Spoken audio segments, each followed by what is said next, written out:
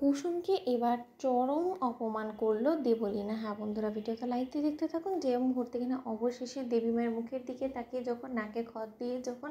কুসুম দেবলীনাকে মানানোর চেষ্টা করতে সফল হয়, ঠিক সেই মুহূর্তে দেবলীনা বলতে থাকে যে না, এত সহজে আমি যদি হার মেনে যাই তাহলে ইস্যু তোমাকে না পেলে তো আমি কোনো মতো ও বাড়ির বউ হয়ে ও বাড়িতে যেতে পারবো না, এবং তার পাশাপাশি ও বাড়িতে গিয়ে আমার সেই রাজ্যত্ব করা স্বপ্নটাই বা আমি কী করে পূরণ করব। তাই যত যাই হয়ে যাক না কেন, তুমি যতই চেষ্টা করো না কেন, এই যাত্রায় তোমার পেছন তো আমার থেকে কোনো মতেই ছুটবে না, এতটুকু অন্তত আমি তোমাকে বলে দিতে পারি। অন্যদিকে যখন দেবলীনা বলতে থাকে ঠিক আছে কুসুম,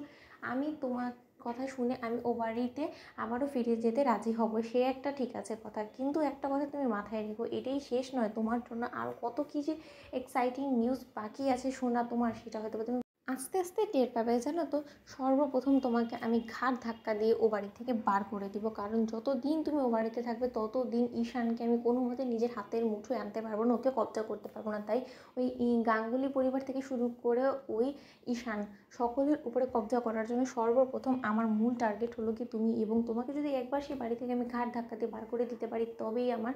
কেল্লা ফতেক, এবং আমাকে কেউ ও বাড়ির বউ হওয়া থেকে আটকাতে পারবে না। অন্যদিকে যখন কুসুম বলতে থাকে যে দেবলীনা ম্যাডাম, আপনি হয়তো বা জানেন না যে আমি এখানে এসেছি শুধুমাত্র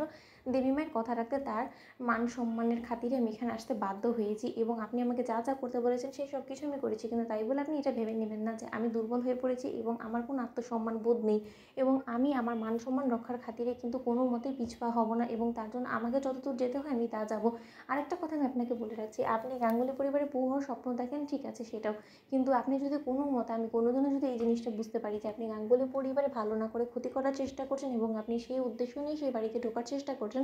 তাহলে যে সেই ক্ষেত্রে আমিও কোনো মতে আপনাকে ছেড়ে কথা বলবো না, সেটা অন্তত আপনি ভুলে যাবেন না। অন্যদিকে যখন কুসুম বলতে থাকে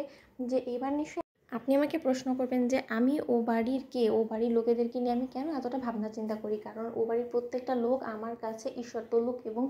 ওরা যত দিন পর্যন্ত আমাকে ও বাড়িতে রাখবে তত দিন পর্যন্ত আমি এরকম করি, ওদেরকে সব ধরনের বিপদ আপদ থেকে ওদেরকে বাঁচিয়ে যাব, এবং আমার শেষ নিঃশ্বাস পর্যন্ত আমি আমার দেবী মায়ের মান সম্মান কোনো মতেই মাটির সঙ্গে মিশে যেতে দেবো না। এবং আপনি যদি ও বাড়িতে কালনাগিনী সাপ হয়ে ঢোকার চেষ্টা করেন তাহলে সর্বপ্রথম আপনাকে আমার হাতের থেকেই ছোবরটা খেতে হবে। অন্যদিকে যখন আয়ুষ গিয়ে ঈশানকে বলতে থাকে যে ঈশান, তুই এরকম একটা নোংরা কর্মকাণ্ড কেন করলি বলতো, তুই শুধু শুধু বেজানি কুসুমকে কেন ফাঁসালি সকলের সামনে। অন্যদিকে যখন ঈশান বলতে থাকে যে ভাইদা আমি কী করবো বলতো, তুই জানিস দেবলীনার নোংরা দুশ্চরিত্র যে একটা রূপ আছে সেটা হয়তো বা তুই জানিস না খুব ভালো করে, কারণ দেবলীনা আমাকে কুকুরের মতন ওর পেছন পেছন আমাকে ঘোরাতে চায়, এবং তার জন্য ও আমাকে কুকুরের বেল্ট অবধি দিয়েছে। তুই বুঝতে পারছিস যে কতটা অপমান অপদস্থ করার ও আমাকে চেষ্টা করছে, এবং তুই চাস যে গোটা জীবন জুড়ে আমি এই মেয়ের কাছে ওর গোলাম হয়ে থাকি। তো বন্ধুরা, লাইক কমেন্ট শেয়ার করো, সাবস্ক্রাইব করো।